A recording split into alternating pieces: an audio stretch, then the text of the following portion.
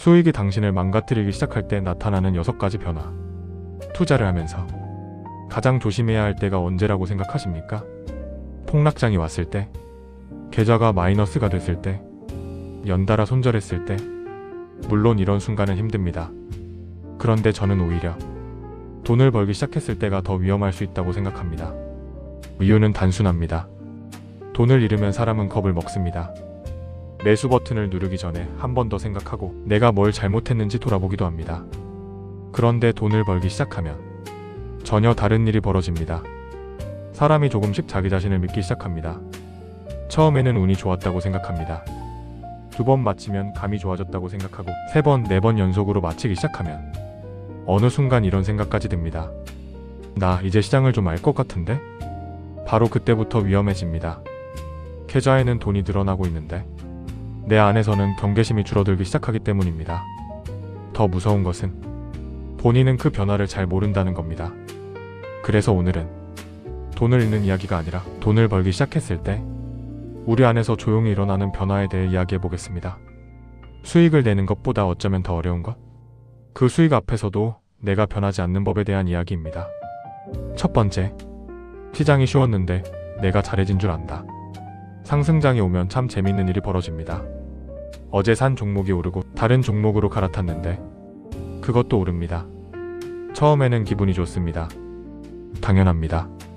투자해서 돈을 벌었는데 기분 나쁠 사람이 어디 있겠습니까? 문제는 그 다음입니다. 수익이 반복되면 우리는 결과의 유를 붙이기 시작합니다. 역시 내가 차트를 제대로 봤어. 이번 뉴스 흐름을 정확하게 읽었지. 이제 매수 타점이 조금 보이는 것 같아. 그런데 잠깐 생각해 볼 필요가 있습니다. 정말 내가 잘해서 번 걸까요? 시장이 워낙 좋았던 건 아닐까요? 운 좋게 좋은 시기에 들어간 것은 아닐까요?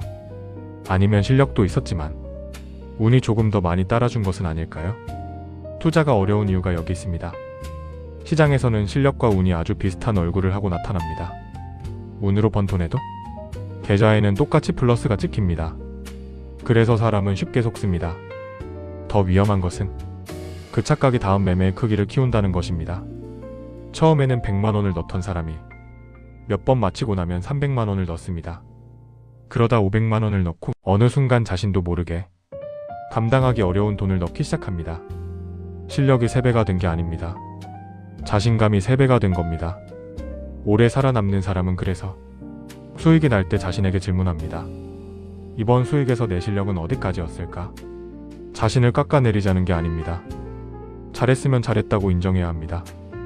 다만 좋은 결과 하나가 나를 과대평가하게 만들지 않도록 하는 것. 그 차가운 겸손이 다음 돈을 지켜줍니다. 두 번째, 돈을 벌면 돈의 크기가 작아진다. 이것도 참 이상합니다. 투자하기 전에는 10만 원이 꽤 큰 돈입니다. 외식비도 생각하고 공과금도 생각하고 장바구니에 물건 하나 담을 때도 몇천 원 차이를 비교합니다. 그런데 투자 계좌에서는 달라집니다. 100만 원이 왔다 갔다 하고 어느 날 200만 원을 벌었다가 다음 날 100만 원이 사라집니다. 처음에는 심장이 철렁합니다. 그런데 이것도 반복되면 익숙해집니다. 뭐 다시 벌면 되지. 그리고 조금씩 돈에 대한 감각이 무뎌집니다. 커피값 1,000원 차이는 아까워하면서 매매에서는 몇십만 원의 손실을 대수롭지 않게 넘기기도 합니다. 이때 조심해야 합니다.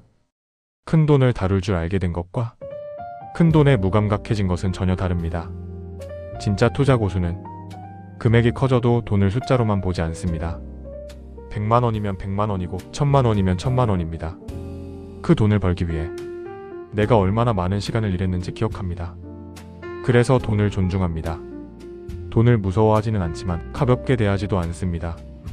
어쩌면 자산이 커질수록 필요한 것은 더 큰 배짱이 아니라 돈의 무게를 잊지 않는 감각인지도 모릅니다. 세 번째, 분석이 사라지고 감이 들어오기 시작한다. 처음 투자할 때는 참 신중합니다.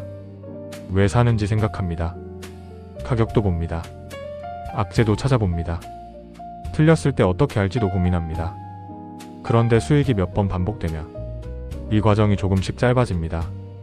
예전 같으면 하루 고민했을 종목을 10분 보고 삽니다.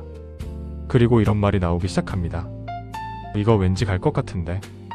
느낌이 좋은데? 지난번에도 이런 자리에서 올랐잖아. 물론 경험에서 나오는 직관은 있습니다. 오랫동안 시장을 본 사람에게 감각은 중요한 자산이 될 수 있습니다. 하지만 조심해야 합니다. 경험에서 나온 직관과 수익에 취해서 생긴 자신감은 아주 비슷하게 느껴집니다. 둘 다 머릿속에서는 이번에는 알 것 같다라고 말하기 때문입니다. 그래서 오래 살아남은 사람은 잘 될수록 기본으로 돌아갑니다. 왜 사는지, 어디까지 틀릴 수 있는지, 내가 놓친 것은 없는지, 처음 투자했을 때 했던 그 지루하고 평범한 질문을 다시 합니다. 사람은 돈을 잃을 때 원칙을 찾지만 진짜 원칙이 필요한 순간은 오히려 돈을 잘 벌고 있을 때입니다. 네 번째, 아직 내 돈도 아닌데 인생부터 커진다. 수익이 나기 시작하면 계좌 밖에서도 변화가 생깁니다. 생활 수준입니다. 계좌에 1000만원 수익이 찍혀 있습니다. 아직 팔지도 않았습니다. 그런데 이상하게 이미 1000만원을 번 것처럼 느껴집니다. 자동차를 바꾸고 싶어지고 평소 망설였던 물건도 눈에 들어옵니다. 이 정도는 사도 되지.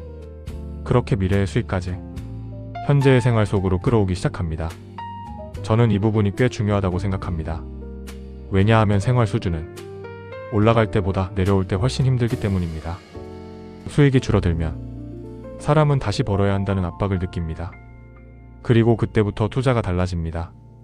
좋은 기회를 기다리는 것이 아니라 돈이 필요한 매매를 하기 시작합니다. 이번 달에는 얼마를 벌어야 하고 지난달에 번 만큼은 또 벌어야 하고 이미 높아진 생활을 유지해야 합니다. 그 순간부터 시장은 기회의 장소가 아니라 월급날이 됩니다.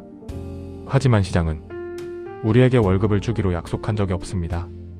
그래서 잘 버는 사람일수록 수익과 생활 사이에 거리를 둡니다. 돈을 쓰지 말라는 이야기가 아닙니다. 열심히 벌었으면 좋은 것도 사고 가족과 맛있는 것도 먹고 삶을 누려야 합니다. 우리가 돈을 버는 이유가 그것이니까요. 다만 아직 내 것이 아닌 숫자로 내 삶의 크기부터 키우지는 않는 것. 그 정도의 절제는 필요합니다. 다섯 번째, 가장 위험한 순간 시장보다 내가 똑똑하다고 느껴질 때, 그리고 어느 순간 가장 위험한 변화가 찾아옵니다. 시장이 예전만큼 무섭지 않습니다. 좋은 일 같죠? 그런데 여기에는 두 종류가 있습니다.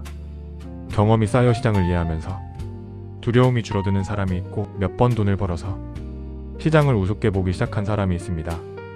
둘은 완전히 다릅니다. 두 번째 사람에게는 이런 말이 드러납니다. 떨어져도 다시 올라와. 이 종목은 결국 간다니까. 내가 몇 번 해봐서 알아. 처음에는 작은 확신이었던 것이 조금씩 고집이 됩니다. 그리고 고집이 강해질수록 시장이 보내는 불편한 신호를 무시하기 시작합니다. 내가 틀렸다는 증거보다 내가 맞다는 증거만 찾습니다. 이때 투자자는 종목에 돈만 넣은 것이 아닙니다. 자존심까지 넣어버린 겁니다. 그래서 팔기가 더 어려워집니다. 팔면 돈만 잃는 게 아니라 내가 틀렸다는 사실까지 인정해야 하니까요. 오래 투자한 사람일수록 이걸 조심합니다. 자기 판단을 믿되 자기 판단과 맹신하지 않습니다. 어제는 좋았지만 오늘 상황이 달라졌다면 다시 봅니다. 그게 약한 게 아닙니다. 오히려 시장 앞에서 가장 강한 태도일 수 있습니다. 여섯 번째, 그래서 고수는 돈을 벌수록 조금 잔잔해진다. 투자를 오래 잘하는 사람들을 보면 의외로 수익에 대한 말이 많지 않습니다. 기쁘지 않아서가 아닙니다. 돈을 벌었는데 당연히 좋습니다. 다만 그들은 알고 있습니다.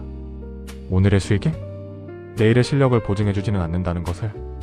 그래서 잘된 날일수록 조금 조용히 계좌를 바라봅니다.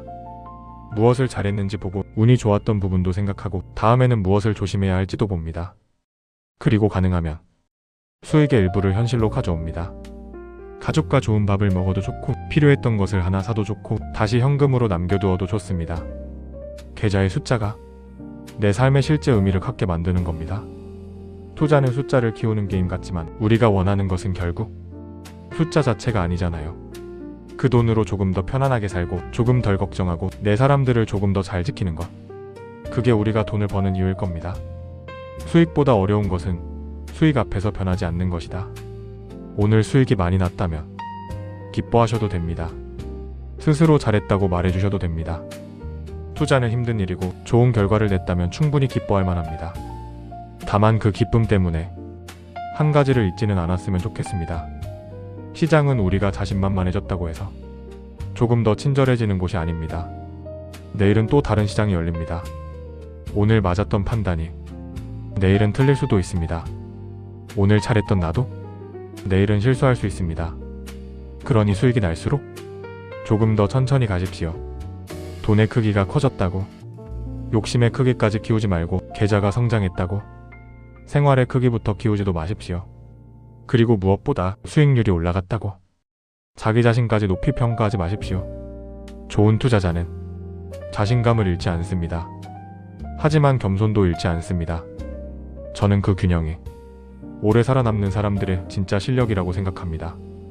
돈을 잃었을 때 자신을 지키는 것도 중요합니다. 하지만 돈을 벌었을 때 자신을 잃지 않는 것은 어쩌면 더 어렵습니다.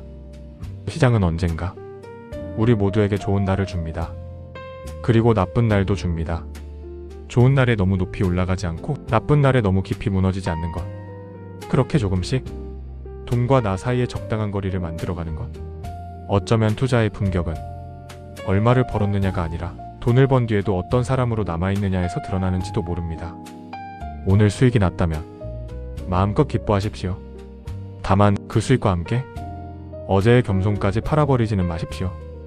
오늘도 수익보다 나를 먼저 지키고 서두르지 않고 퇴근합니다.